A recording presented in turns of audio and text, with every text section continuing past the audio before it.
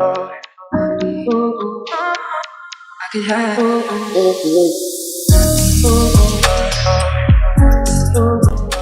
friends, welcome to Law and GK. So friends, on this channel we discuss the contents of law and previous year papers of judicial services and other legal exams. And friends, in today's video we are going to discuss the preliminary exam paper of Haryana Assistant District Attorney 2026. So let's move on to the questions. Question number 1 क्या कहता है? Given below are two statements. Statement 1 क्या है? An election to fill a vacancy in the office of Vice President occurring by reason of his death, resignation or removal is held within 6 months of the occurrence of the vacancy. देखिए ये जो है ना president के लिए है 6 months की requirement, vice president के लिए क्या लिखा हुआ है? Is to be held as soon as possible. और कहाँ लिखा हुआ है, कहाँ मेंशन है ये? In article 68 of the constitution. तो ये रॉन्ग हो जाता है. फिर स्टेटमेंट 2 है the person elected to fill the vacancy of the office of vice president holds the office for the remainder of the term. No, full term रहेगी, same as new. ठीक है, दोनों ही स्टेटमेंट्स ये रॉन्ग हो जाती हैं. तो both are false. B is the answer.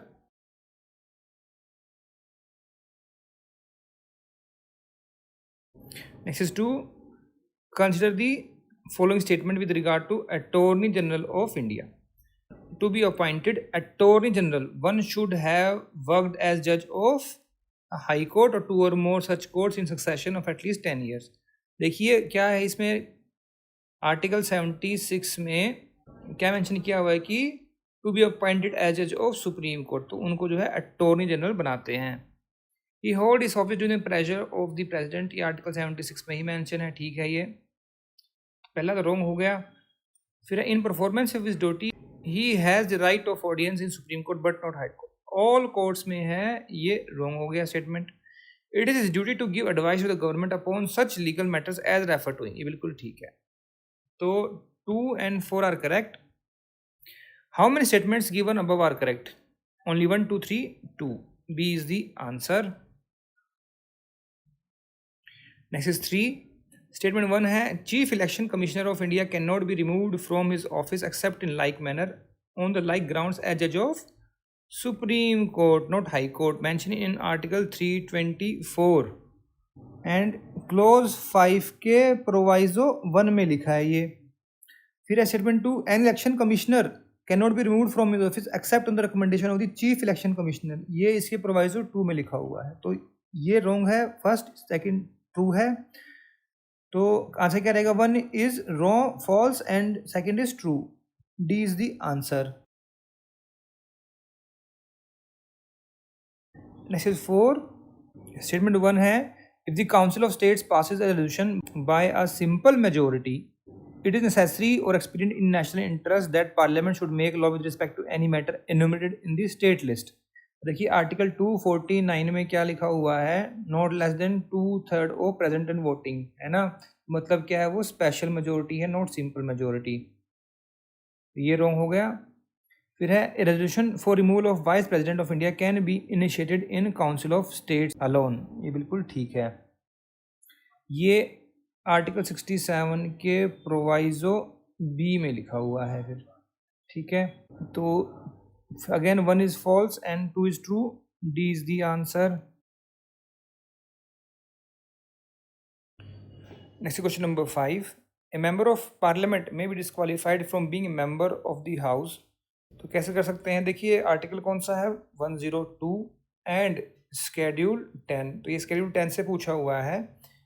If he voluntarily gives up the membership of the political party on whose ticket he is elected to the house, ये बिल्कुल ठीक है. ये शेड्यूल 2 के आर्टिकल 2 के क्लॉज 1 के सब क्लॉज ए में mention है. इफ ही वोट्स और abstains from voting in the house contrary to any direction given by his political party, ये क्लॉज बी में है, ये भी ठीक है. If independently elected member join any political party, ये क्लॉज 2 में मेंशन है आर्टिकल 2 के, ठीक है ना, इन शेड्यूल 10. तो ये तीनों ही ठीक हो गए. 1 2 3 C is the answer.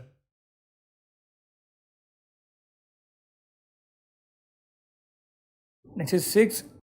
Consider the following statements. The President of India can declare national emergency when the security of India or part of it is threatened by war, external aggression or armed rebellion. Article 352 में mention है, ये बिल्कुल ठीक है. The President can declare a national emergency even before the actual occurrence of war or external aggression or armed rebellion if he is satisfied that there is an imminent danger of it. बिल्कुल ठीक है, ये 352 के explanation में ही लिखा हुआ है. फिर president can not issue proclamation of national emergency unless the decision of the union cabinet regarding the issuance of the same has been communicated to him in writing. मतलब उसको राइटिंग में देना पड़ेगा, किसके द्वारा? यूनियन कैबिनेट के द्वारा. ये 252 के क्लॉज 3 में मेंशन है. तो तीनों ही ठीक हो गए. How many statements are correct? 1, 2 और 3. All 3. C is the answer. Next is 7. Given below are two statements, statement 1 and 2. It is duty of the union to ensure that government of every state is carried on in accordance with the provision of the constitution. बिल्कुल ठीक है. कहाँ mention है ये? Article 355 में. Statement 2 है, the receipt of report of governor is not a necessary condition for president of India to declare president's rule in a state. ये बिल्कुल ठीक है. कैसे? आप कहोगे जी पहले तो गवर्नर बताता है. देखिए वहाँ लिखा हुआ है on the advice of governor और अदरवाइज लिखा हुआ है इन आर्टिकल 356 स्टेट इमरजेंसी में. तो ये दोनों ही करेक्ट हो गए. फिर both statements are true. A is the answer. Next is 8. Consider the following statements. A person can not be appointed governor more than once. ये रॉन्ग है, ऐसी कोई रिक्वायरमेंट या कंडीशन नहीं है. फिर है the governor possesses diplomatic power but lesser in comparison to the president. देखिए गवर्नर के पास कोई डिप्लोमेटिक पावर नहीं, this is no diplomatic power. ठीक है. गवर्नर ऑफ स्टेट का आर्टिकल कौन सा है? 153. ठीक है. फिर है the ground on which governor may be dismissed are not laid down in the constitution. देखिए गवर्नर क्या होता है? On the pleasure of president. वो तो मेंशन किया ही हुआ है आर्टिकल 156 में इन क्लॉज 1. ये भी रॉन्ग हो गया. If the term of governor expires he continues to hold office until his successor enter upon his office. ये बिल्कुल ठीक है. ये आर्टिकल 156 के क्लॉज 3 के प्रोवाइजो में लिखा है. ऑलराइट. तो इसमें से सिर्फ एक ही ठीक हुआ. Only one statement. A is the answer. Next is 9. Consider the following pair. Development of scientific temper. ये क्या है? This is a fundamental duty under article 51A and clause कौन सा है? एच. ओके. तो ये रॉन्ग हो गया. DPSP नहीं है. रेंडरिंग नेशनल सर्विस, ये भी ड्यूटी है क्लॉज डी में इन 51A. ये ठीक है. Free movement through out the territory of India, ये फंडामेंटल राइट है अंडर आर्टिकल 19(1)D में. ठीक है. तो 2 ठीक हो गए इसमें. How many pairs? 1, 2. B is the answer. Only 2 pairs. Next is 10. Consider the following statement regarding the meeting of a house in parliament. Until parliament bylaw otherwise provides, the quorum to constitute a meeting of either house of parliament shall be 1/10 of total number of member of the house. बिल्कुल ठीक है. कहाँ पर mention है ये?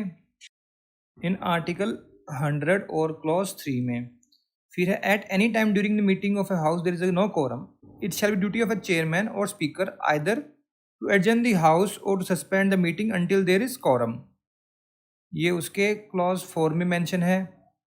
फिर the proceeding in the parliament shall be declared invalid if it is discovered that some person who was not entitled to vote voted in the proceedings.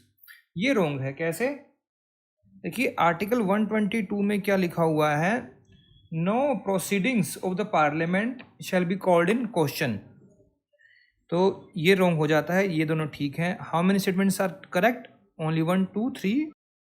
1 and 2. 2 हो गया. B is the answer. This is 11.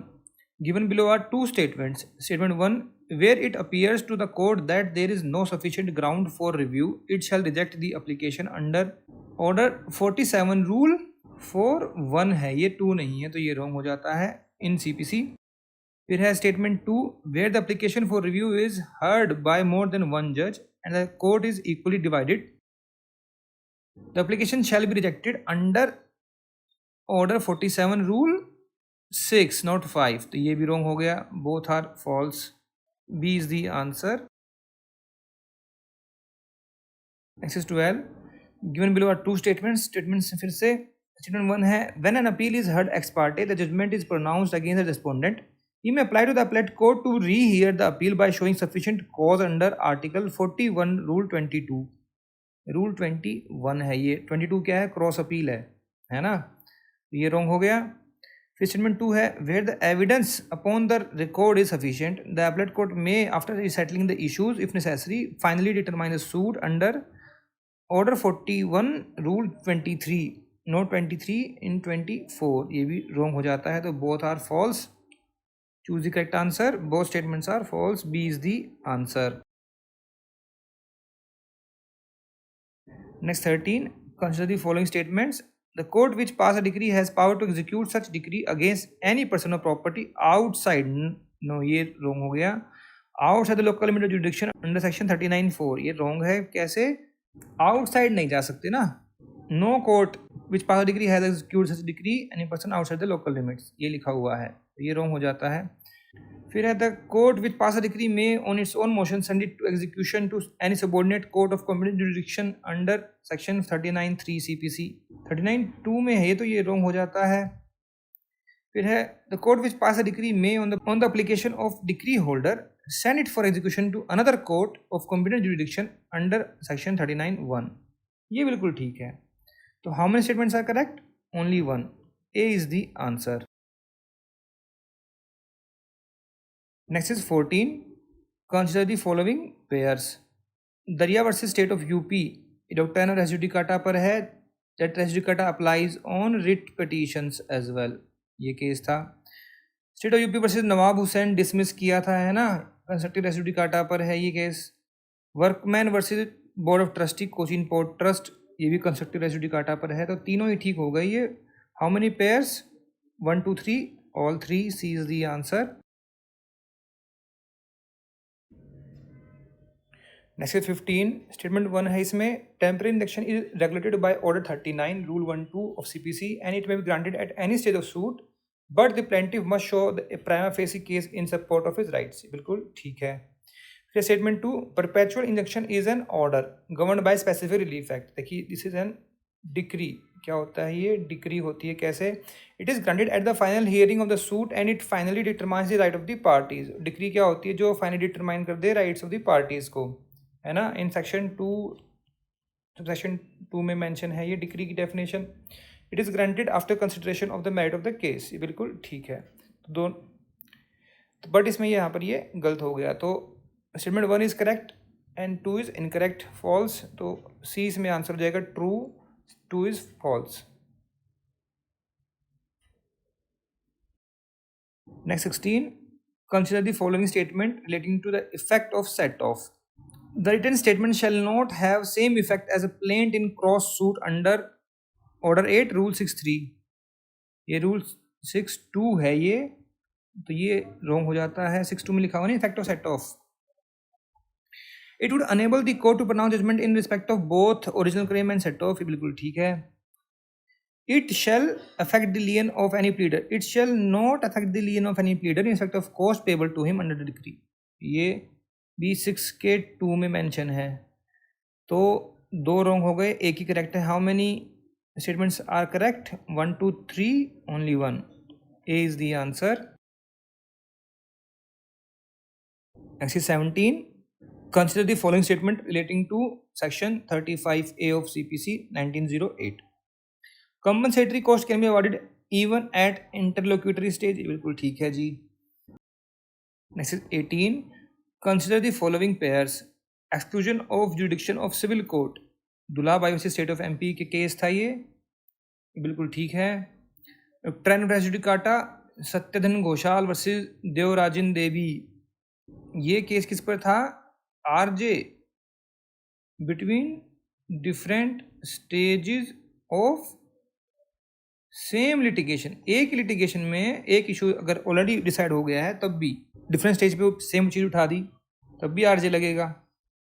Principal race judicata अभी देखिए किया था हमने, workman versus board of trustee Cochin port trust, ये बिल्कुल ठीक है। तो 2 तो तीनों ठीक हो गए इसमें. How many pairs are correctly matched? 1 2 3 3. C is the answer. RJ कहाँ पर है? Section 11 of CPC. Next 19 statement 1 है. In a legal set off, it is necessary that the cross demands must arise out of the same transaction. No, कोई ज़रूरी नहीं है same transaction पे हो. It can be claimed as a right and the court is bound to entertain. वो ठीक है but same transaction कोई ज़रूरी नहीं है. ये रॉन्ग हो गया. कहाँ मेंशन है? ऑर्डर 8 रूल 6 में. फिर in a legal set off it is necessary that the amount claimed as set off must be legally recoverable and must not be time barred. ये बिल्कुल ठीक है. तो 1 फॉल्स है, सेकंड ट्रू है, तो वो ये रहा. D is the answer. Next is 20. Consider the following pairs. Agreement to be filed and registered as a suit. Order 26 है ये क्या होता है? Special case. रूल 3 मेंशन है, ठीक है. Party to subject to the court jurisdiction, ये भी ठीक है, 4 में है. Value subject matter shall be stated in agreement, ये भी रूल 2 में है. तो ये सारे ठीक हो गए. How many pairs correctly matched? 1 2 3 3. C is the answer.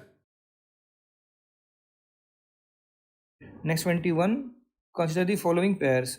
Commission of scientific investigation. Order 26 commission का है ना ऑर्डर ये, तो रूल 10A में मेंशन है क्या? बताओ. बिल्कुल ठीक है ये. Question objected to before the commissioner, ये रूल 16A में मेंशन है, तो ये रॉन्ग हो गया. फिर commission for performance of ministerial act, ये 10B में है, 10C में नहीं है, तो ये भी रॉन्ग हो गया. तो how many pairs are correctly matched? Only 1. A is the answer. Next 22. Consider the following pairs. नीमो डेबिट बिस विक्सारी प्रो उना एट एडम कोजा, है ना. क्या मतलब होता है? No man should be vexed वाइफ फॉर द सेम कोज. तो ये इसका नहीं हुआ पेयर, तो ये यहाँ पर आता है. इंटरेस्ट रिपब्लिका उत्सित फिनिश लिटियम. Interest of republic is in finishing litigation, ठीक है, तो ये नहीं बनता इसका. एक्टस क्यूरिया नेमिनम ग्राविट. Act of court shall not prejudice anyone, या फिर act of court shall prejudice no one. तो कोई भी पेयर ठीक नहीं है. How many pairs correctly matched? 1 2 3. None of the pairs. D is the answer. Next 23. Consider the following statements. The high court may appoint additional session जज to exercise jurisdiction of a court of session. बिल्कुल ठीक है. Section 8 of Bharatiya Nagarik Suraksha संहिता के sub section 3 में mention है ये.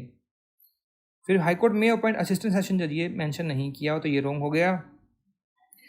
Session जज of one session division may be appointed by the high court to be also an additional session जज of another session division. ये सब सेक्शन 4 में मेंशन है, ये ठीक है. तो 1 and 3 are correct. How many above are correct? 1 2 3 2. B is the answer. Next 24. Statement है फिर से. स्टेटमेंट 1 क्या कहता है? Central government shall prepare and notify a witness protection scheme. Not central, state government बनाती है. एवरी स्टेट गवर्नमेंट है ना. With a view to ensure protection of witnesses. कहाँ मेंशन है ये? In section 398 of Bharatiya Nagarik Suraksha संहिता.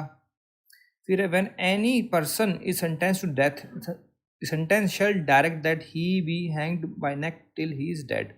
कहाँ मेंशन है ये? In section 393 subsection 5 of BNSS. दोनों ही ठीक हो गए, तो ये 1 रॉन्ग है, तो we choose the correct answer. Statement 1 is false and 2 is true. D is the answer. Next 25. Petty organised crime कहाँ पर मेंशन है ये? In section 111 of BNS Bharatiya Nyaya Samhita. Cognizable है, नॉन कॉग्निजेबल, या फिर बेलेबल नॉन बेलेबल, तो वो पूछा है यहाँ पे. कॉग्निजेबल है, नॉन बेलेबल है, बिल्कुल ठीक है. ये कहाँ मेंशन है? इन शेड्यूल 1 ऑफ BNSS में. वॉलंटरी कॉजिंग हर्ट सेक्शन 115 में, तो ये नॉन कॉग्निजेबल है एंड बेलेबल है, ये रॉन्ग हो गया. फिर स्नैचिंग 304 में मेंशन है इन BNS, तो ये कॉग्निजेबल है एंड नॉन बेलेबल है. तो ये भी रॉन्ग हो गया. How many pairs are correctly matched? Only one. A is the answer. Next 26. Consider these following statements. The best procedure of arrest is submission to custody by words or action. ये बिल्कुल ठीक है. A police officer while making an arrest shall actually touch and confine the body of a person to be arrested unless there is submission to the custody. Section 43(1) of BNSS में ये mention है. ये भी ठीक है.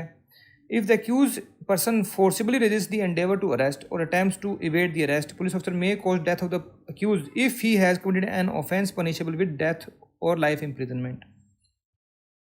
ये बिल्कुल ठीक है. कैसे? देखिए 43 के सबसेक्शन 4 में क्या लिखा हुआ है? Shall not cause death if the offense punishable is not punishable with death or life imprisonment. तो ये ठीक हो जाता है. उसको वाइस वर्सा करके लिख दिया. ठीक है, तो तीनों ही ठीक हो गए. कितने पेज ठीक है इसमें? How many statements are correct? 1 2 3. All 3. C is the answer. Next 27. फिर से पेयर देखने हैं. Person once convicted and acquitted not to be tried for same offence. मतलब ऑट्रोफोएस एक्विट, ऑट्रोफोएस कॉन्विक्ट. पहले था ये सेक्शन 300 CRPC में. BNS में क्या हो गया है? ये 337. तो ये रॉन्ग हो गया. Golden rule of charge. They shall be separate charge for every offence. ये 241 में मेंशन है इन BNSS. ये ठीक हो गया. Trial of more than one offence 243 BNSS में है. तो ये ठीक हो गया. तो how many pairs are correct? 1 और 2 3 2. B is the answer. Next 28. Consider the following statements. The central government may establish a directorate of prosecution in the state consisting a director of prosecution and as many deputy directors of prosecution as it thinks fit. Not central government but state government. Section 20 में mention है ये इन भारतीय नागरिक सुरक्षा संहिता और उसके section 1 के close ए में लिखा हुआ है ना. फिर state government may establish a district directorate of prosecution in every district consisting of many deputy directors and assistant directors of prosecution as it think fit. ये इसके क्लॉज बी में है. फिर है directorate of prosecution shall be headed by director of prosecution who shall function under the administrative control of the law department. No, home department, home minister के under होते हैं ये. ठीक है ना. तो ये सब सेक्शन 3 में मेंशन है सेक्शन 20 में. तो कितने ठीक हुए इसमें? How many pairs are correct? 1 2 3 1 only. A is the answer. Next 29. Given below are 2 statements. Statement 1 है under procedure law justice and fair play requires that no one be punished without a fair trial. बिल्कुल ठीक है जी. फिर है statement 2. A person might be under a thick cloud of suspicion of guilt. He might have been even caught red-handed, and yet he is not to be punished unless and until he is tried and adjudged to be guilty by a competent court. ये बिल्कुल ठीक है. यही तो है rule of law, है ना. Choose the correct answer. Both are true. A is the answer. Next is 30. Consider the following statement. Inquiry means every inquiry other than trial conducted under the Sanhita by police officer, magistrate और court. Police officer नहीं आएगा, magistrate और court आ सकता है ना. Definition कहाँ है? 21K इन BNSS. Investigation 21L में है. Includes all proceeding under this Sanhita for the collection of evidence conducted by police officer और any person other than magistrate who is authorized by magistrate in this behalf. बिल्कुल ठीक है. Judicial proceedings 21M में mention है. Include any proceeding in the course of which evidence is और may legally taken on oath. बिल्कुल ठीक है. तो how many statements are correct? 1 2 3 2. B is the answer.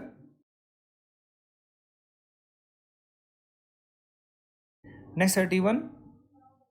फिर 2 स्टेटमेंट्स हैं. स्टेटमेंट 1 क्या है? Section 248 of BNS Bharatiya Nyaya Sanhita.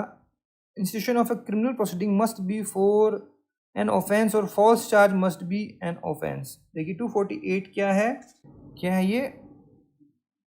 ये है false charge with intent to injure, झूठा इल्ज़ाम लगा दिया कि भाई इसने अपराध किया है, ऑफेंस किया है, ठीक है। स्टेटमेंट 1 ठीक है। Under 248 offence is not triable by magistrate below the rank of first class magistrate, बिल्कुल ठीक, मजिस्ट्रेट फर्स्ट क्लास जो है ट्रायल कर सकता है, मेंशन है स्केड्यूल ऑफ BNSS में। दोनों ही ठीक हो गए, both are true, again choose the correct answer, both are true, A is the answer.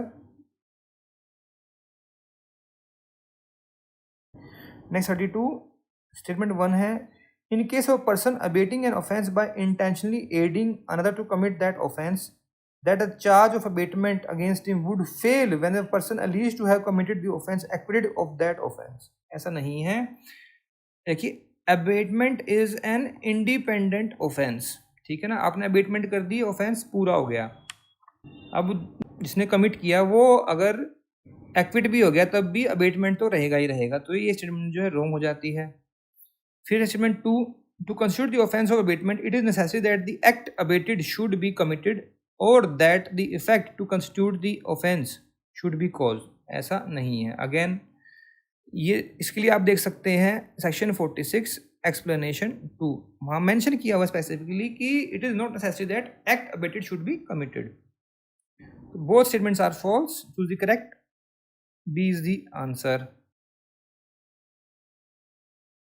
Next 33, consider the following pairs. Plea of irresistible impulse was raised in R versus Kopsh, ये बिल्कुल ठीक है, उसमें कहा गया था कि it is no defence. Defence of drunkenness director of prosecution DPP versus Beard case, ये बिल्कुल ठीक है। Misconception of fact Panai Fatema versus emperor, ये बिल्कुल ठीक है। तो सारे ठीक है इसमें। How many pairs, 1 2 3 3, C is the answer. Next 34, affray may be committed in public place and can not be committed in a private place, बिल्कुल ठीक है।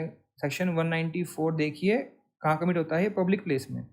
एफरे is ordinary punishable with imprisonment for either description for 3 months और fine up to 1000 और both. देखिए 1 month है ये, है ना, बहुत बच्चे गलत करके आए होंगे यहाँ से।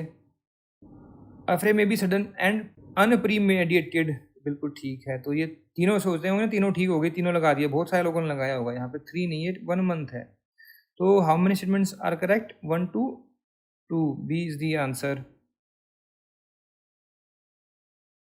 नेक्स्ट 35, स्टेटमेंट 1 है, community service as a form of punishment is defined in section 53 of Bharatiya Nyaya Sanhita, ये रॉन्ग है। Community service as a form of punishment is defined under section 23 of Bharatiya Nagarik Suraksha संहिता, ये बिल्कुल ठीक है। 23 में एक्सप्लेनेशन में मेंशन है ये डेफिनेशन इसकी। तो 1 is false, 2 is true, choose the correct, D is the answer. Next 36, offense relating to printing or publishing any matter relating to court proceeding without permission of the court is given under chapter of offenses relating to document or property marks, ये wrong है। देखिए of chapter कौन सा है ये, 18 regarding the relating to documents and property marks. देखिए अब जो BNS में है ना, ये सेक्शन 73 में मेंशन है, और चैप्टर कौन सा है ये, चैप्टर 5 है, offences against woman and child, वहाँ मेंशन है ये, तो ये रॉन्ग हो जाता है।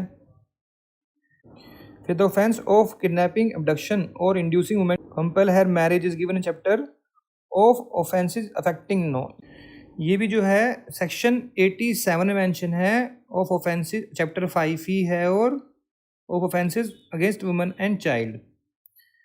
फिर है offence of importation of girl और बॉय फ्रॉम फॉरेन कंट्री, ये जो ऑफेंस अगेंस्ट बॉडी वाले में है, जो कि चैप्टर 6 है, और सेक्शन है ये 141। तो तीनों ही रॉन्ग हो जाते हैं इसमें, ये है ना। How many statements are correct, 1 2 3 4, none, D is the answer.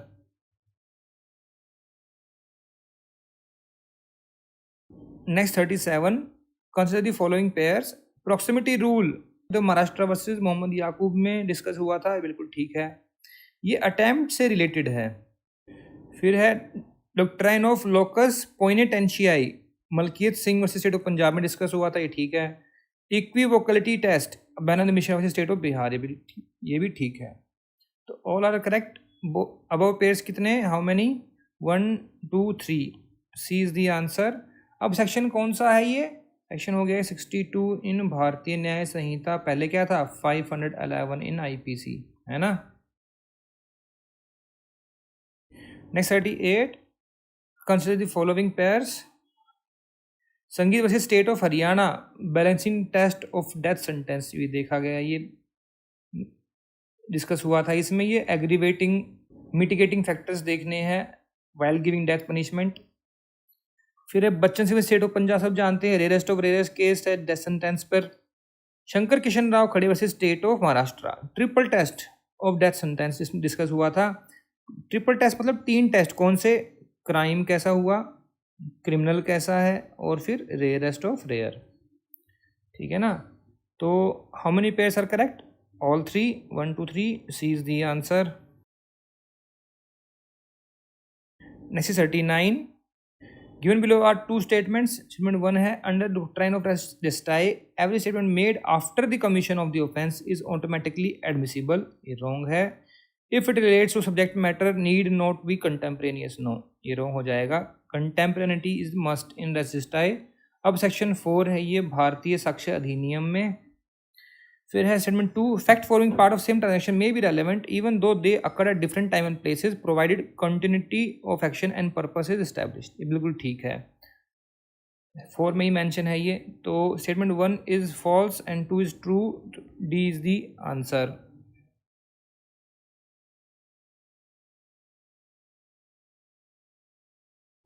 Next is 40, consider the following statements under भारतीय साक्ष्य अधिनियम, fact in issue and relevant fact alone are admissible unless expressly excluded by law, ये बिल्कुल ठीक है। Section 3O भारतीय साक्ष्य अधिनियम में mention है ये। फिर any fact that appears morally persuasive to the court is admissible even if it is neither fact in issue nor relevant, no, ये wrong है। A confession caused by inducement, threat or promise from a person in authority is irrelevant if it appears sufficient to give the accused ground to suppose an advantage or avoid evil, ये बिल्कुल ठीक है। ये section 22 of BS में mention है ना। तो how many statements are correct, 1 2 3, only 2, 1 and 3, so B is the answer। Next is 41, consider the following statements। Bharatiya Sakshya Adhiniyam does not apply to any proceedings before an arbitrator, बिल्कुल ठीक है जी। Bharatiya Sakshya Adhiniyam applies to affidavit, not apply होगा यहाँ पर to any court, ये wrong हो गया ना। फिर Bharatiya Sakshya Adhiniyam applies to all court martial. Next 42, फिर से स्टेटमेंट्स हैं, where video recording is simultaneously stored in electronic form and transmitted और broadcast transferred to another, each of the stored recording is primary evidence, बिल्कुल ठीक है। प्राइमरी एविडेंस के बारे में कहाँ मेंशन किया हुआ है, इन सेक्शन 57 ऑफ भारतीय साक्ष्य अधिनियम, और उसके एक्सप्लेनेशन 6 में ये लिखा हुआ है, ठीक है। फिर स्टेटमेंट 2 है, वेयर एन इलेक्ट्रॉनिक और digital record is stored in multiple storage spaces in a computer resource, each such automated storage, excluding नहीं है ये, including temporary file is primary evidence, ये एक्सप्लेनेशन 7 में मेंशन है। ये रॉन्ग हो जाता है, यहाँ एक्सक्लूडिंग कर दिया इसलिए। तो statement 1 is true, 2 is false, तो C is the answer. Next is 43, given below are 2 statements.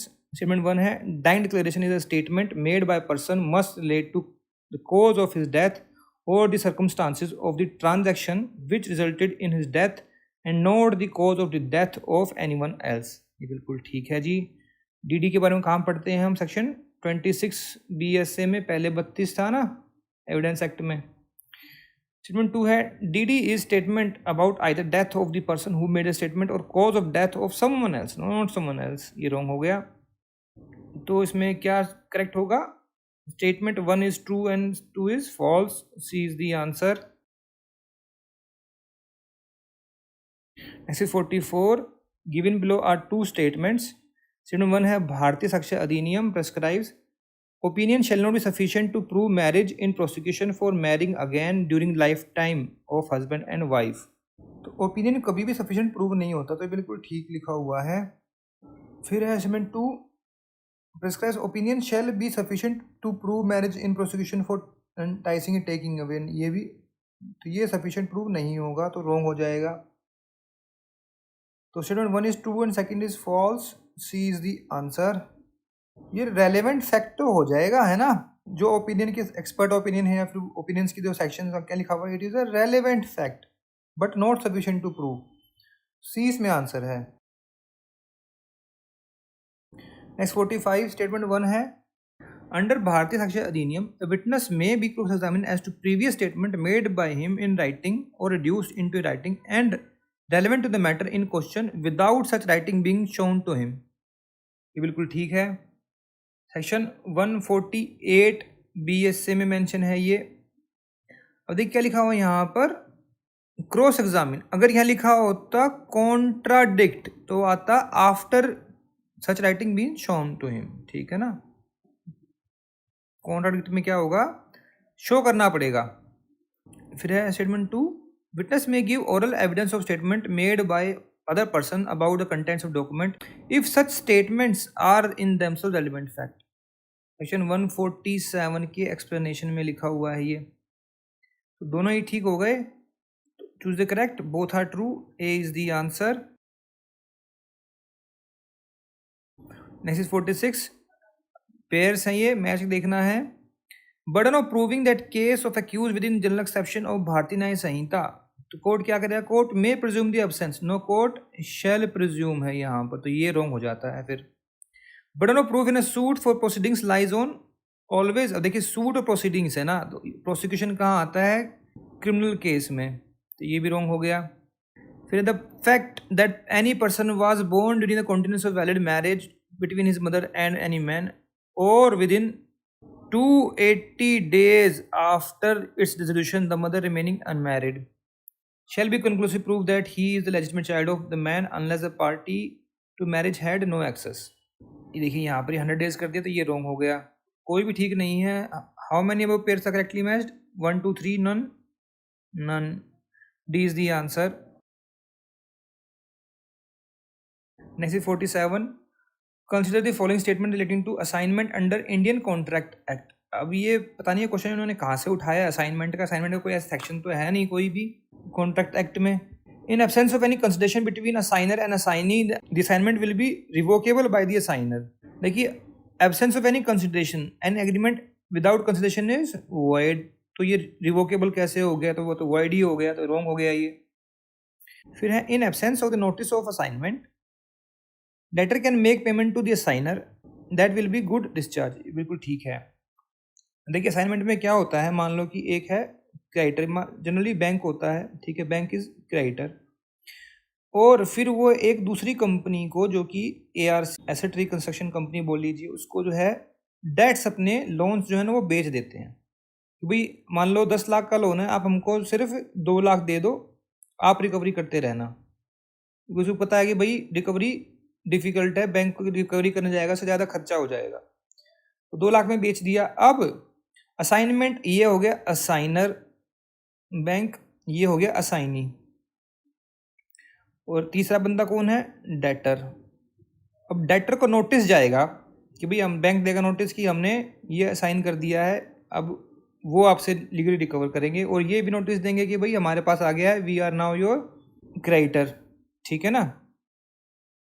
अब डेटर को किसी ने नोटिस नहीं दिया और डेटर ने जो बैंक को पैसे दे दिए, मान लो क्रेडिटर को पैसे दिए, बैंक नहीं है, क्रेडिटर को पैसे दे दिए, तो वो डिस्चार्ज हो गया ऑब्वियसली, उसकी ड्यूटी थी ना उसको बताना. फिर है if the assignor makes more than one assignment of the same claim. अब एक ही क्लेम है, मान लो 10 लाख का क्लेम है, 2 लोगों को बेच दिया, 2 कंपनीज को, company X company Y. The assignee who gives notice to the assignment to him first point of time. अब जिसने भी पहले डेटर को नोटिस दे दिया will not have the priority over the other, they shall have the priority over the other if the assignment to him came later in time. अब चाहे बाद में बेचा हो, मान लो इसको बेचा 1 तारीख को, इसको दिया 20 तारीख को, लेकिन X ने पहले नोटिस दे दिया डेटर को, तो उसकी प्रायोरिटी बन जाएगी. ये कि केस भी है ये, डेरल वर्सेस हॉल, देख सकते हैं आप। How many above are correct? Only one. A is the answer, 2 correct है ना। Next is 48, consider the following statement under Indian Contract Act. Fraud is more or less an intentional wrong but misrepresentation may be quite innocent. ये बिल्कुल ठीक है। Fraud कहाँ है? 17 में। Misrepresentation कहाँ है? 18 में। Fraud includes the positive assertion in a manner not warranted by the information of the person making it of what is not true though he believe it should be true. ये misrepresentation की definition है जो section 18 के 1 में लिखी हुई है, तो ये रॉन्ग हो जाता है। फिर misrepresentation is also taught, but under section 75 of Indian Contract Act, a person who rightfully rescinds a contract is entitled to compensation for damages which he has sustained through non-fulfillment of the contract. ये बिल्कुल ठीक है, 75 में ही mention किया हुआ है। तो 2 ठीक हो गए इसमें, 1 and 3. How many statements are correct? 1, 2, 3, 2. B is the answer.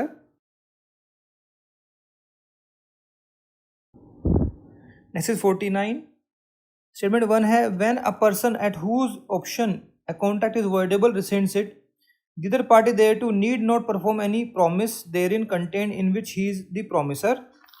The party rescinds a voidable contract shall, if receives any benefit thereunder from other party to such contract, restore such benefit so far as he may to the person to whom it was received.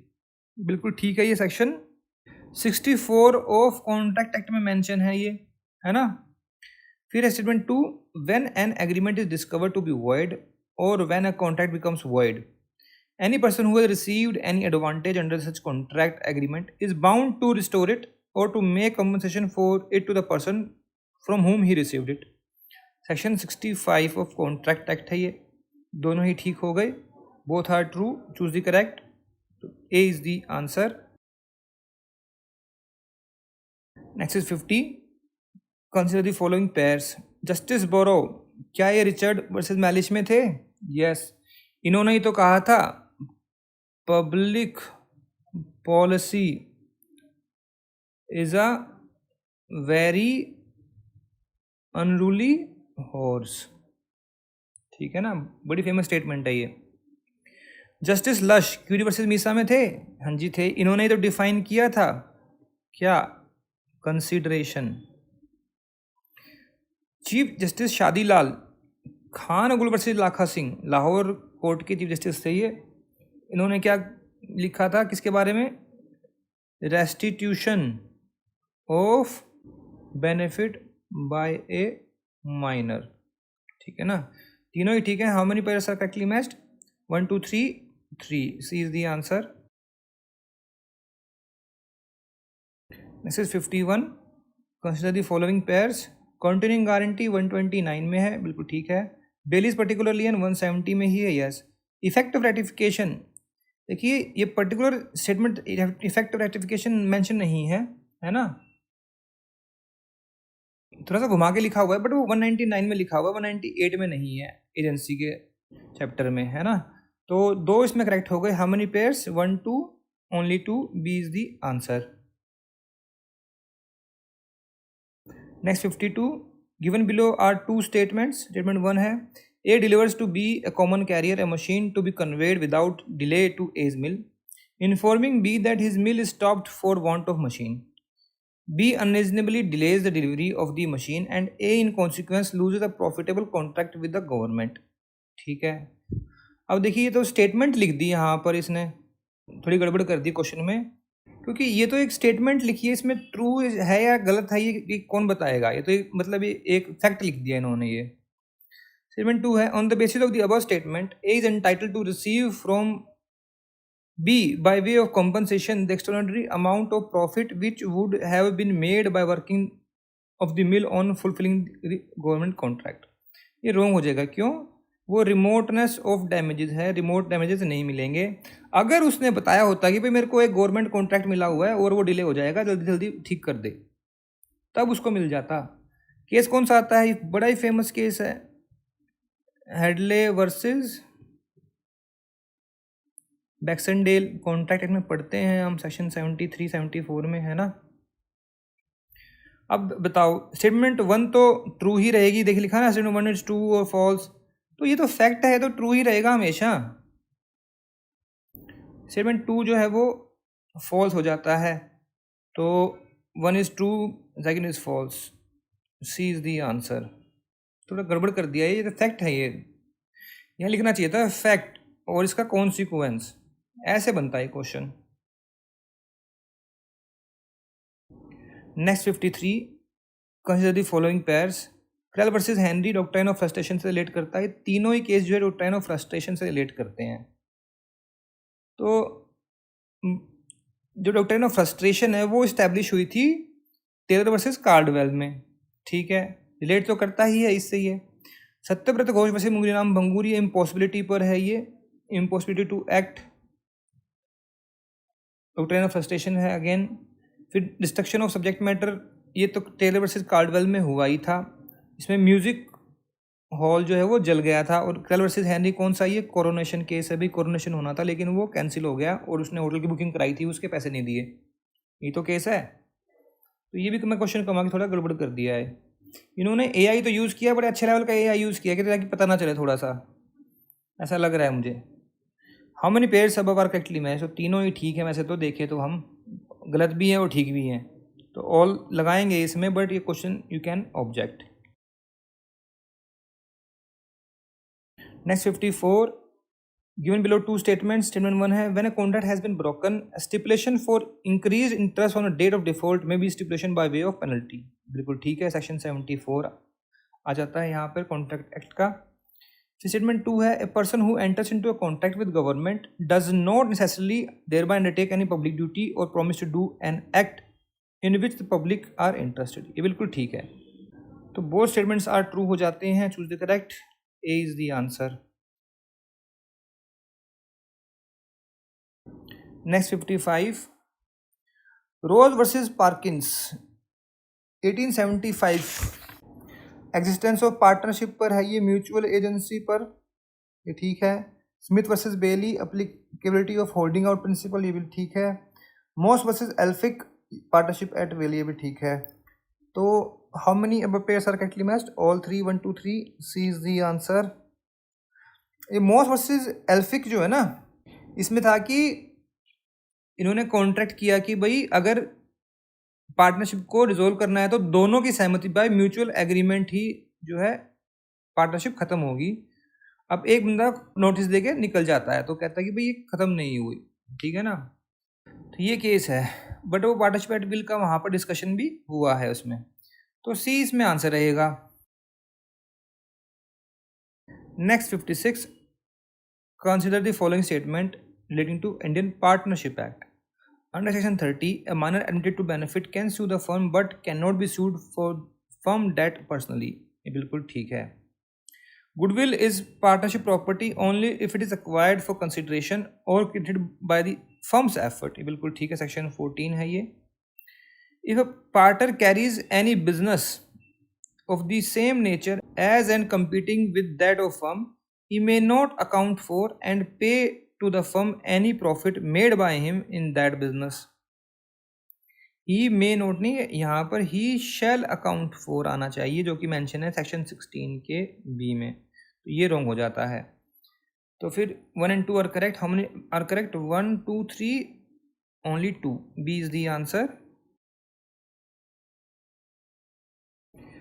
Next is 57, consider the following pairs. Scarf versus Jordan, ये Jardine है।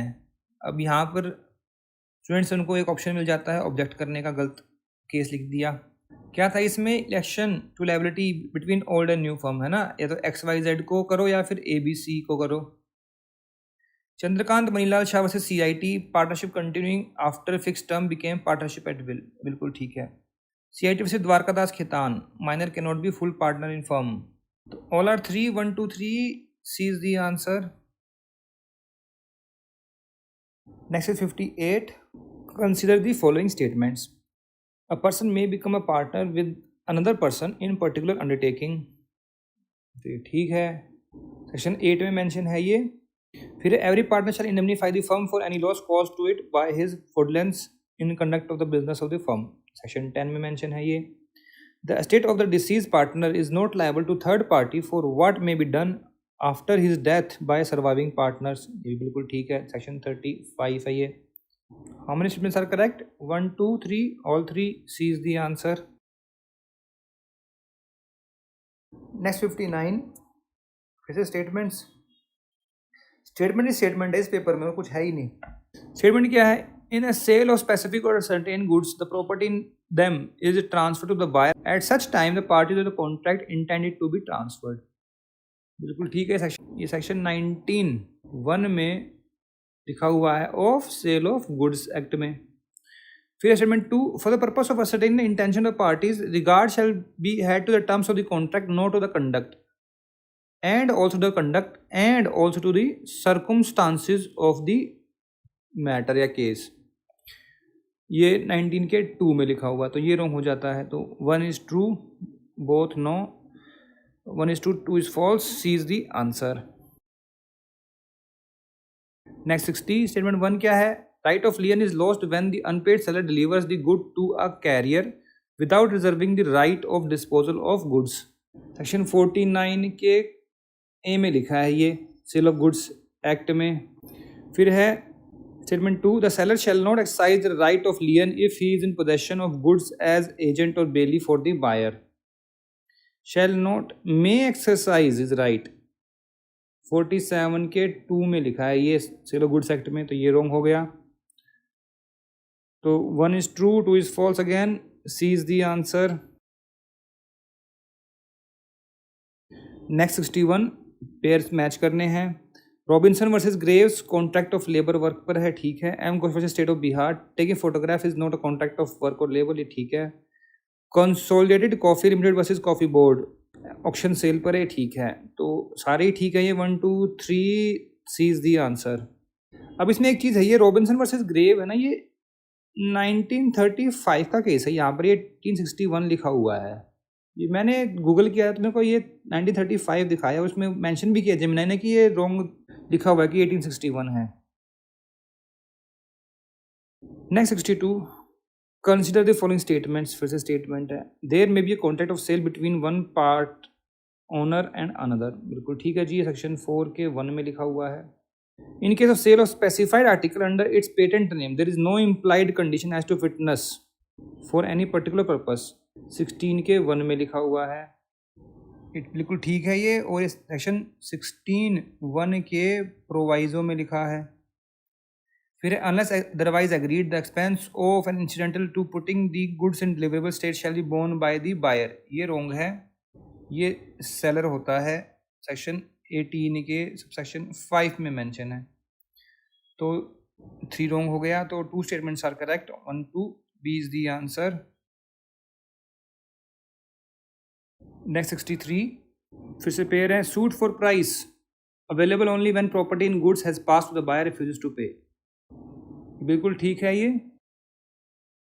Next 63, consideration of the following pair suit for price, इसके बारे में कहाँ mention किया हुआ है? In section 55 of sale of goods act में क्या लिखा हुआ है? Available only when the property in goods has pass and the buyer refuses to pay, यही मेंशन है सेक्शन में।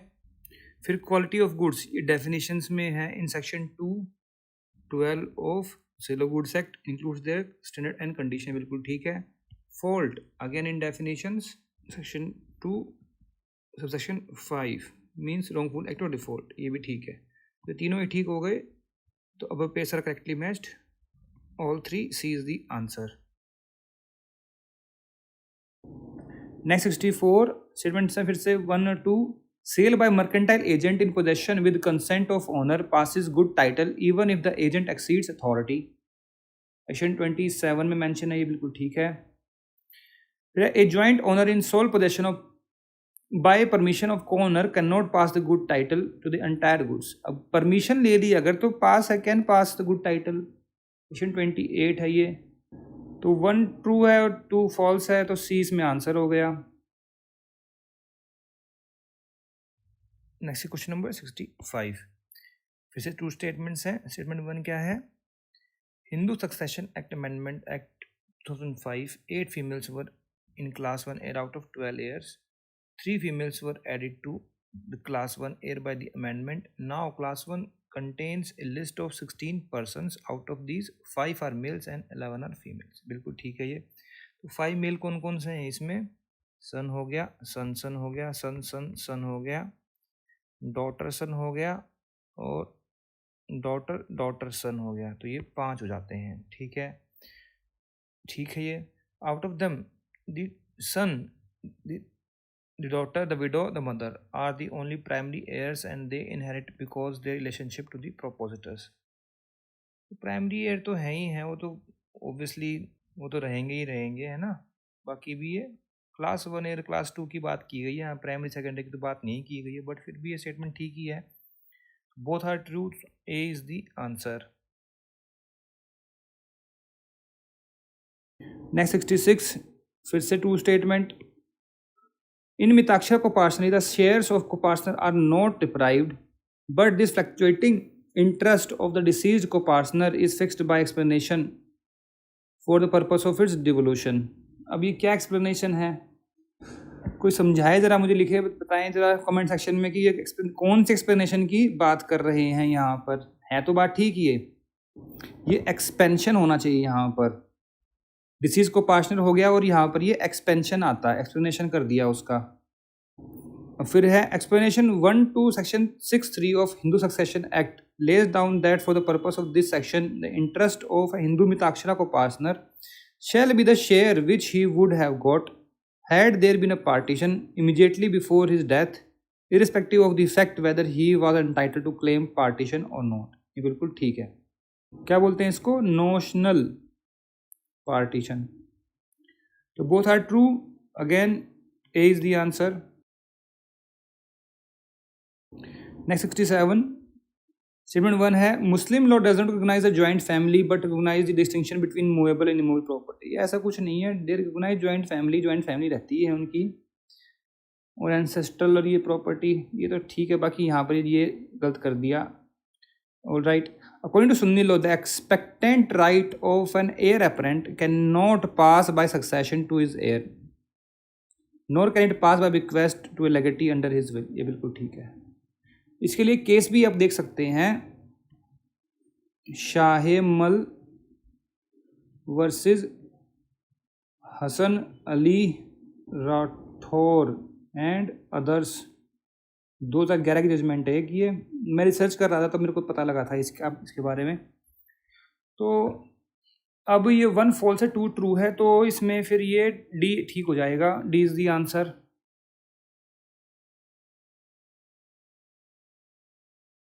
Next 68, given below 2 statements.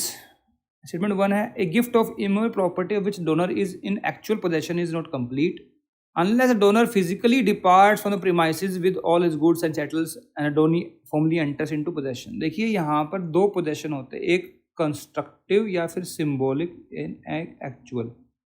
तो कैसा भी पोजेशन हो, जैसे चाबी पकड़ा दी या फिर डॉक्यूमेंट प्रोवाइड कर दिए, ले भाई तेरा हो गया आज से। मान लो कोई बीमार बूढ़ा बुढ़िया है, उसका कोई सहारा ही लड़का है जो रिश्तेदार है, उसको गिफ्ट कर दी प्रॉपर्टी, तो क्या वो पहले निकलेगा वहाँ से तब उसको मिलेगा? ऐसा नहीं है, तो ये रॉन्ग हो जाता है। फिर no physical departure of formal entry necessary in case of gift of immovable property in which donor and a donee has both residing at the same time of the gift. बिल्कुल ठीक है। तो 1 wrong है, 1 is false and 2 is true. D is the answer.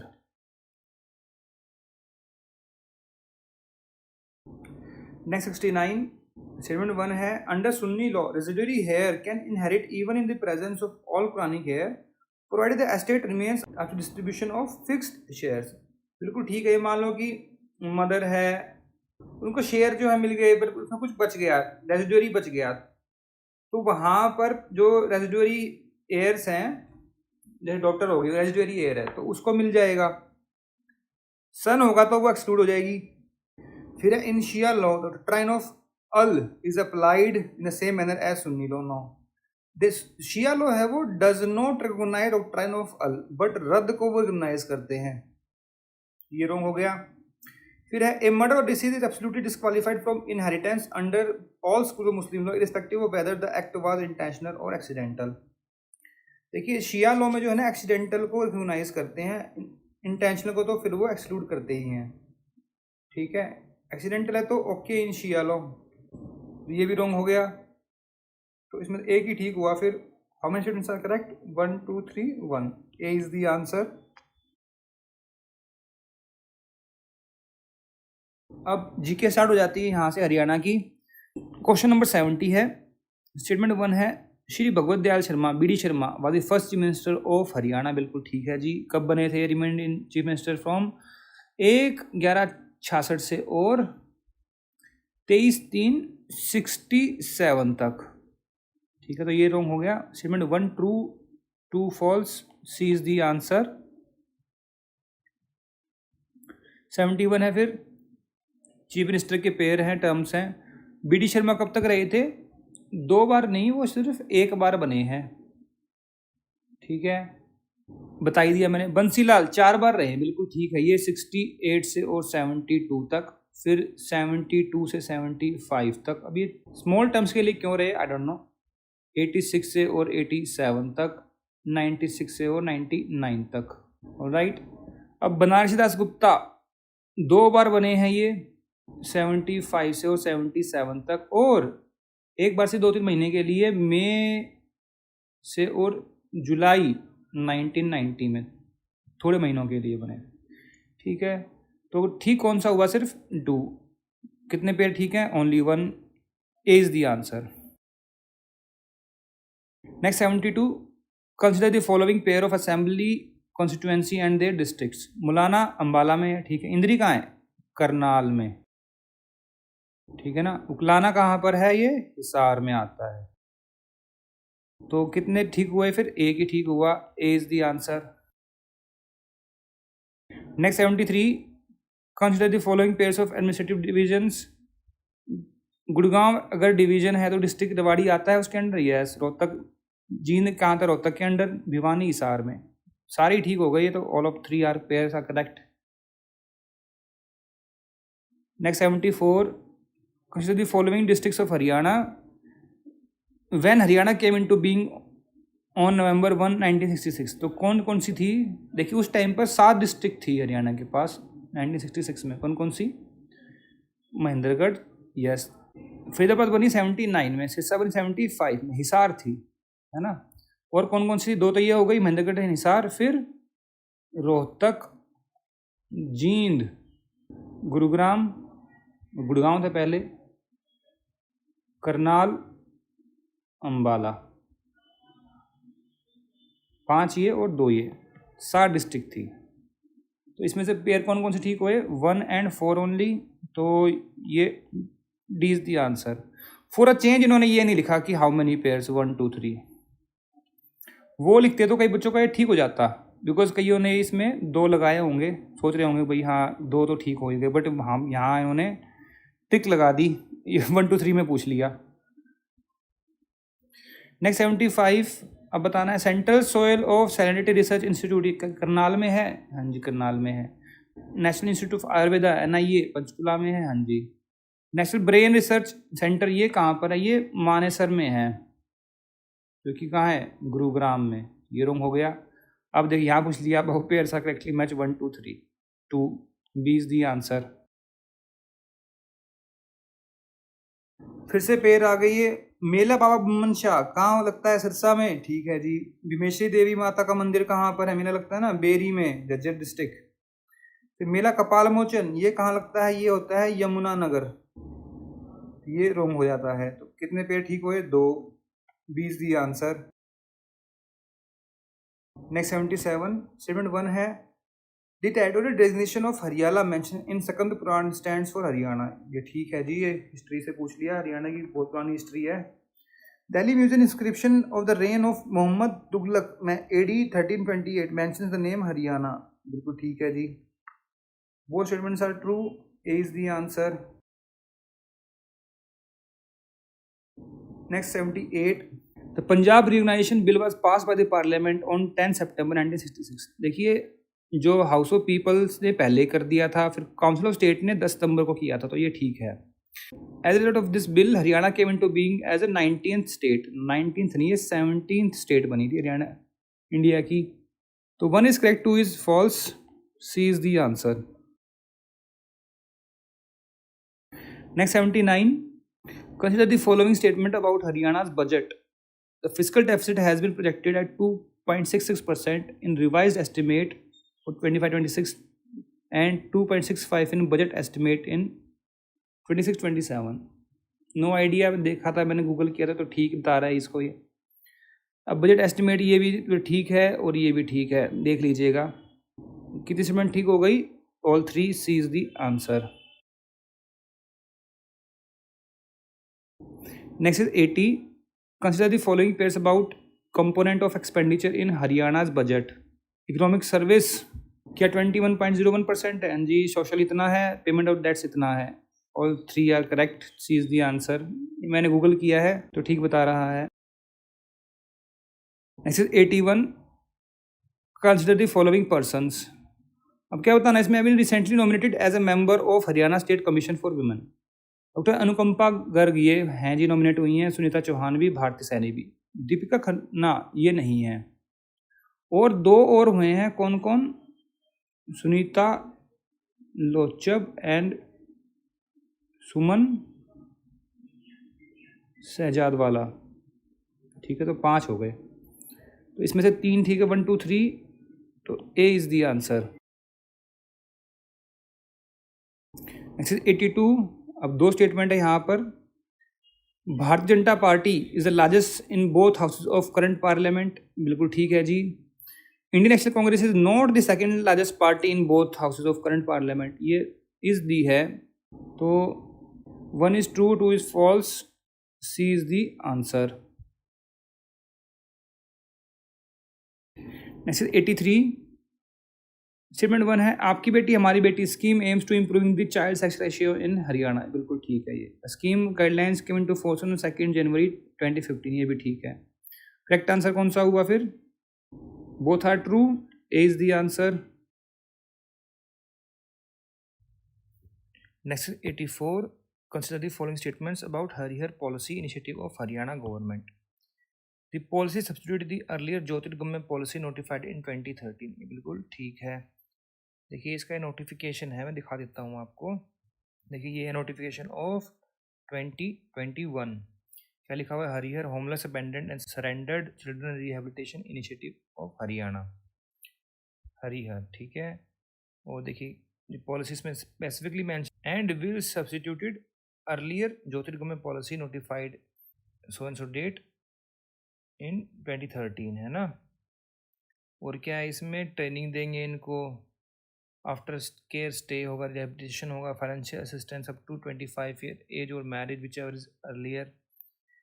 फिर इसमें जो है 1 time interest free loan भी मिलेगा घर बनाने के लिए, और EWS का कोटा भी मिलेगा. कंपनसेटेड ग्राउंड पर अपॉइंटमेंट भी मिलेगी. ये है हरिहर पॉलिसी. तो सेकंड है, this policy provides free school higher education including technical education, skill development, industrial training, after care rehabilitation, financial assistance. बिल्कुल ठीक है ये. This policy provides job on compassionate ground and economically weaker section status to the children covered in the policy guideline. बिल्कुल ठीक है. पर 2021 की policy है, 2026 में पूछ रहे हैं इसको. लॉजिक क्या हुआ मुझे समझ में नहीं आया. एनीवेज ऑल आर करेक्ट इसमें, तो all 3 are correct. C is the answer. Next 85. Statement 1 है, the ancient site Rakhigarhi lies in the revenue jurisdiction of village Rakhi Shahpur Rakhi Khas. बिल्कुल ठीक है. Rakhigarhi the famous Vedic site, वैदिक नहीं है, हड़प्पन साइट है, हड़प्पन कल्चर वाली है ना, इन नॉर्थ इंडिया. बिल्कुल ठीक है. ये अभी तक बता रहे हैं जो हड़प्पा में जो पाकिस्तान में आज के टाइम में हड़प्पा कल्चर की जो साइट मिली थी उससे भी बड़ी है ये, मोहनजोदाड़ो से भी बड़ी साइट है राखीगढ़ी. लेकिन एक्सकवेशन उतना नहीं हुआ है. तो both statement 1 and 2 are true. No, statement 1 is true, 2 is false. C is the answer. 86 है. अब फिर से वही 2 स्टेटमेंट्स. स्टेटमेंट 1 क्या कहती है? It is customary in Haryana that after ghudchadi the boy does not return his home without bride. देखिए घुड़सड़ी पूछ लिया जी. बिल्कुल ठीक है ये. When the bath is given, the boys or girls' father perform the ceremony of Artan Minna. ये बिल्कुल ठीक है. इसकी शादी हो गई, घर ने शादी देखी किसी ने, तो जब भात लेते हैं तो जो फादर होता है गर्ल बॉय का, जो उसकी मदर के साथ खड़ा होता है ना साइड में, एक जो थाली या परात होती है उसमें पतासे रखे होते हैं और एक कपड़ा होता है एक, और इसमें गुड़ वुड़ भी रखा होता है, मिठाई विठाई भी होती है, तो बहुत सारी चीज़ें होती हैं। तो both are true, A is the answer. Next 87, given below two statements, Teej और Hariyali is a seasonal festival which is celebrated in month of सावन। बिल्कुल ठीक है, ये सावन के महीने में आता है जी, बिल्कुल ठीक है। Makar Sankranti is celebrated in the month of Magh, not Kartik. Kartik में नहीं भाई, माघ में होता है ये, है ना। तो statement 1:2 is false, C is the answer। अभी रीजनिंग आ गई।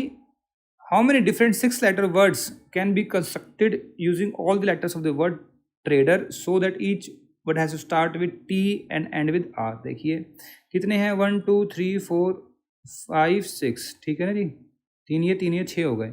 अब T को नहीं लाना और R को नहीं लाना, बीच में कितने हिलेंगे, 1 2 3 4, तो 4 × 3 × 2 × 1 कर दो, कितना आ जाएगा, 24। सी इज़ दी आंसर। और वो भी ना करो तो क्या होगा, 6 है ना, ये 6 × 4 कर दो तब भी 24 आ जाएगा, शॉर्टकट मार लो, वो भी है, सी इसमें आंसर है। Next 89, the average score of batsman after 60 innings is 56.4। तो 60 इनिंग का स्कोर है 56.4 इज इक्वल टू कितना हो जाएगा ये, 3384, ठीक है जी। अब after 90th inning his average score was 9.6, कितना बढ़ गया, 9.6 से बढ़ गया, तो 56 पॉइंट में इसमें 9.6 ऐड कर दो, कितना हो जाएगा ये, 66 हो जाएगा, और इसको 90 कर दो, कितना हो गया, 5940, ठीक है। अब इसका डिफरेंस कितना आएगा, माइनस कर दो इसको, 2536 डिवाइड कर दो 30 से, 85.2, डी इसमें आंसर हो जाएगा। Next is 90. How many different 8-letter words can be constructed using all the letters of word that work? So each word has start with K and H. और फिर से वही K और H ले लिया, बीच में 8 है तो 1 2 3 4 5 6, ठीक है ना। बट यहाँ वो टिक चलेगी ना, वो 6 और 8 वाली। यहाँ क्या करोगे, इसमें इसे भी करेंगे, 6 × 5 × 4 × 3 × 2 × 1, कितना आ जाएगा, 720, डी इज दी आंसर। या फिर इसका एक शॉर्टकट है, क्या, अब यहाँ पर कितने हैं, ये 8-letter वर्ड है, ऐसा नंबर कौन सा है जो 8 से डिवाइड हो जाए, 720 आएगा, करके देख लो, शॉर्टकट है ये, इतना ही करने की जरूरत नहीं है। अगर मैं होता तो यही करता, 8 का दिखता भाई, 8 लेटर अगर है तो ओबियसली 8 का वो बनेगा, तो 8 से कुछ डिवाइड होगा तो वही नंबर आंसर होगा, 8 9 72 0 है ना, 90 से इसको 8 डिवाइड हो जाएगा, 8 90, तब भी ये शॉर्टकट होता। Anyways 720 is the answer. This is 91. Let P be a 2-digit number and Q be the number consisting in the same digit written in reverse order. ठीक है, मान लो A और B है तो ये B और A हो गया, P × Q क्या इतना है, अब ये 4032 है, ठीक है जी। अब इसमें ऐसा कोई नंबर ढूंढो, अब ये अब पहले आपने क्या करना है, इसमें ये देखना है कि 32 जो है कौन सी टेबल में आता है, 8 × 4, यही देखिए इसे, 48 84 इंटू क्या हो जाएगा, 4032, शॉर्टकट है कि नहीं, इन दोनों को ऐड कर दो, क्या आ जाएगा, 132, C is the answer. Next is 92, the letter from A to Z are numbered from 1 to 26। A B C D E F G H I, 1 2 3 4 5 6 7 8 9, B and I is 58, B क्या है 2 है और I क्या है 9 है, 29 × 2 क्या हो गया, 58 हो गया, ऐसे किया है ये। फिर D in 90 है, D क्या है 4 है, E क्या है 5 है, × 2 है तो 90 हो गया। ऐसे A क्या है 1 है, H क्या है 18 × 2 है तो क्या हो जाएगा 36, A is the answer. Next 93, in the expression 99 - 26 5H 8H ये so and so is equal to -190, for which digit the symbol H stands for? तो 5370। अब इसमें क्या करना है, देखो 190 है, 190 में आप 99 ऐड कर दो, ठीक है, कितना आ जाएगा 289। अब इसमें से माइनस करते जाओ, -81 कितना हो गया 8208, ठीक है जी। इसमें से 26 माइनस कर दो, कितना हो गया 182, ठीक है। अब यहाँ पे जो आपने इससे देखिए 30 लगाएंगे तो 50 80 कितना हो गया 130, और ये 20 170 हो गया। क्या ये पूरा 170 बन रहा है? नहीं बन रहा। तो कितने की ज़रूरत है आपको? 1 2 3 4 है और आपको चाहिए 12। इसका मतलब क्या आएगा? ये 3 नंबर आएगा, ठीक है ना। करके देख लो, 53 83 कितना हो गया 46 172 182 आ जाएगा आपका इसमें ये, ठीक है। तो बी इज दी आंसर। टिक लगानी है, शॉर्टकट लगाना है। एक्सरसाइज 94। अब देखो इतना बड़ा क्वेश्चन है, इसका एक सेकंड में इसको आप आंसर कर सकते हो। एक नहीं, चलो 2 सेकंड में कर सकते हो, 2 सेकंड। अब देखिए क्वेश्चन कितना बड़ा लग रहा है। A bike travel from X to Y place. मान लो कि ये जो जगह है एक्स है और ये वाई है। स्पीड में गया कितना 1/4 ऑफ v km/h, ठीक है जी। फिर फ्रॉम अब ये वाई से जाता है एक्स की ओर, कितना 4v 16 टाइम फास्टर, ठीक है जी। फिर से वो एक्स से वाई गया एट 2v, और फिर से y से और x गया कितना 3v। अब बताना है इसकी average speed of bike entire journey is less than v kilometre, या फिर बिटवीन v एंड 2 आएगी, या फिर 2 and 3। v मतलब 1। अब v को 1 मान लो, ठीक है ना। लॉन्ग करेंगे तो पहले जर्नी 1, ये जर्नी 1 है, इसमें क्या आ जाएगा 1/4 v is equal to time, तो d/1/4, तो इसका इक्वल टू 4d/v, ठीक है। ऐसे ही जर्नी 2 का देखेंगे तो 4v है तो d/4v हो जाएगा। ऐसे ही 3 का देखेंगे तो d/2v, एंड इसमें 4 देखेंगे तो d/3v। अब क्या करेंगे, 4d तो ऊपर आ गया है कि नहीं, फिर ये 4d/v plus d/4 plus d/2 plus d/3v। अब कॉमन डिनोमिनेटर देख लेंगे तो 12 आ गया। अब ये 4d था, 48 हो जाएगा, है ना, 4 टाइम्स है ना, plus 3 plus 6d 3d 6d and plus 4d, ऐसे ही बनेगा। कितना आ गया?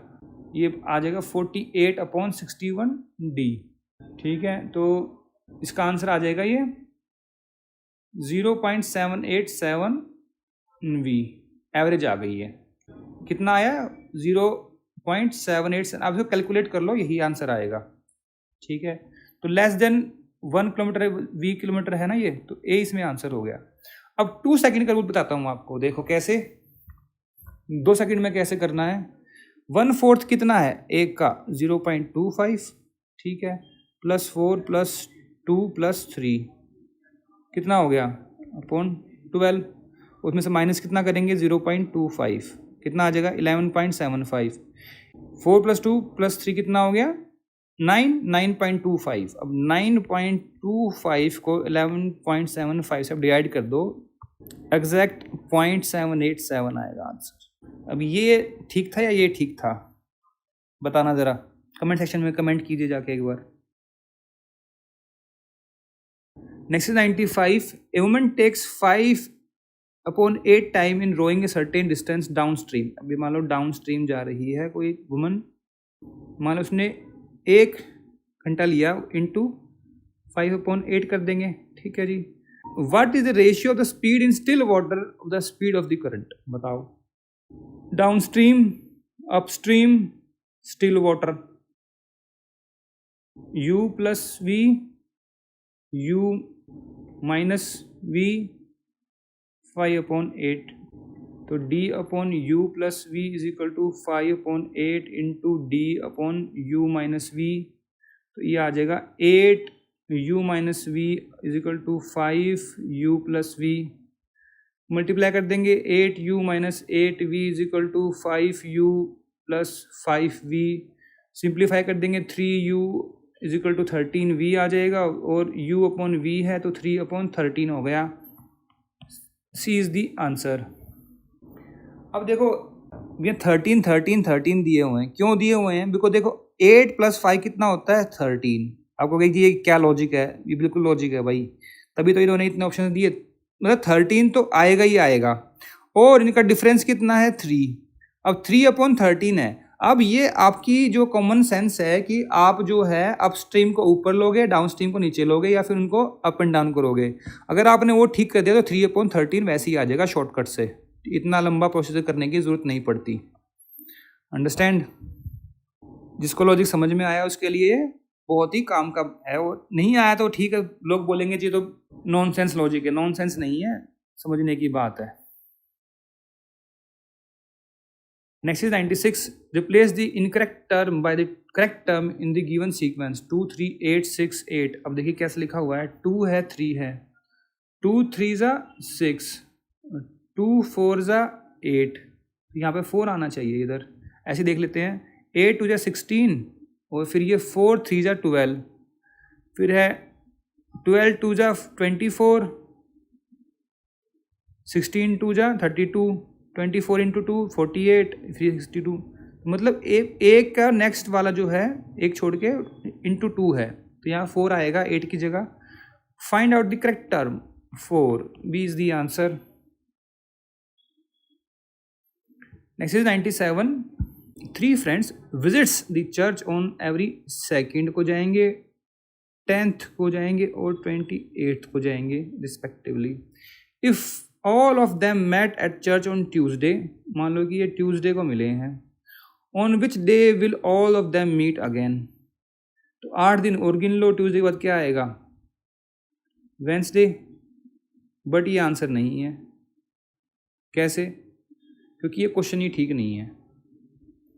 अब बोलोगे जी नहीं बिल्कुल ठीक है ये, इसका हम जो है ना एलसीएम ले लेंगे, 228 इंटू 10 एलसीएम आ गया 140/7, तो ये 20 हो गया, तो इसमें तो रिमाइंडर कुछ बचा नहीं, इसका मतलब जो है 0 रिमाइंडर है, तो ये 0 डे मतलब सेम डे पे मिलेंगे, ऐसा नहीं है। उसके आगे भी देखो ना, अब मान लो कि वो जो है 10th को मिल रहे हैं और 28 मतलब 18 है, तो क्या वो सेम डे पे आ जाएगा? नहीं आएगा। आई वुड से क्वेश्चन इज नॉट करेक्ट। अगर आप 0 रिमाइंडर ये मैथ का लॉजिक लगा के चलोगे तो ऑब्वियसली वो ट्यूसडे ही आएगा, B would be the answer, but I would say the question is not correct. Next is 98. Which one of the following will have minimum change in its value if 4 is added to both numerator and the denominator of the fractions?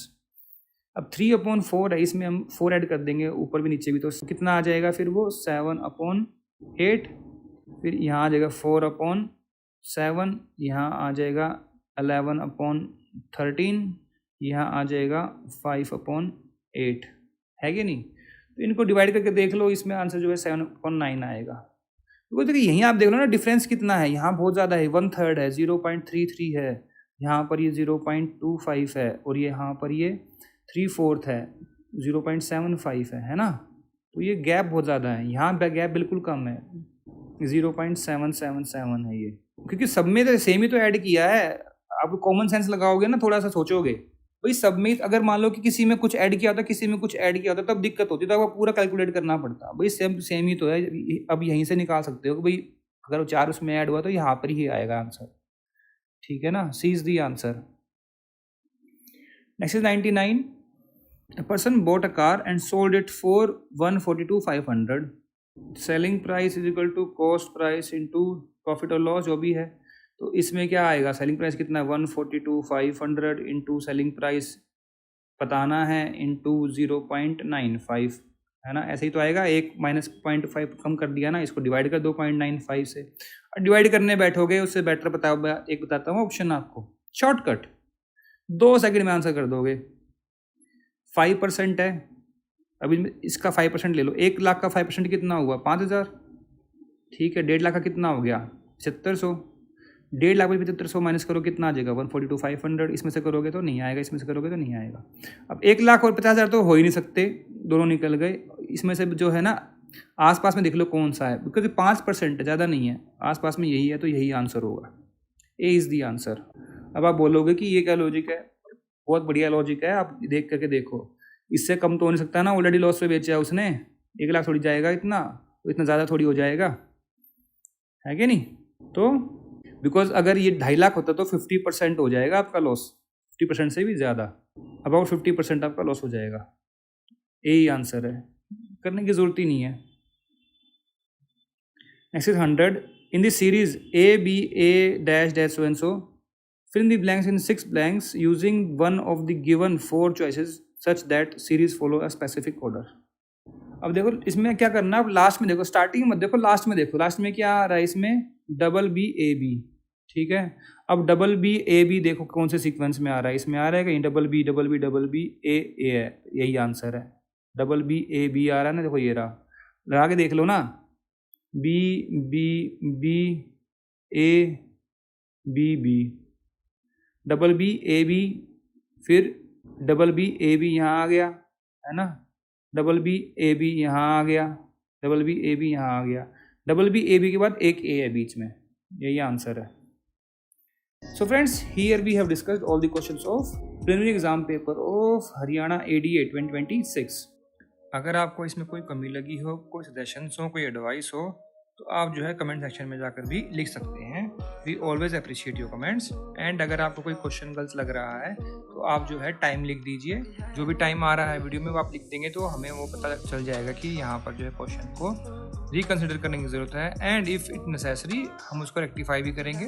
We always appreciate people who tell us our drawbacks and mistakes. And अगर आपको video अच्छी लगी हो तो ज़रूर like कीजिएगा, share कीजिएगा अपने फ्रेंड्स के साथ, और चैनल को सब्सक्राइब करना ना भूलें। एंड अगर आपको वीडियो और भी अच्छी लगी हो, हमारे एफर्ट्स अच्छे लगे हो, तो kindly give us a super thanks. Super thanks is just a way to appreciate the content creator. So friends, देखते रहिए हमारी वीडियोस को, मिलते हैं नेक्स्ट वीडियो में। Thank you, thanks very much for watching this video.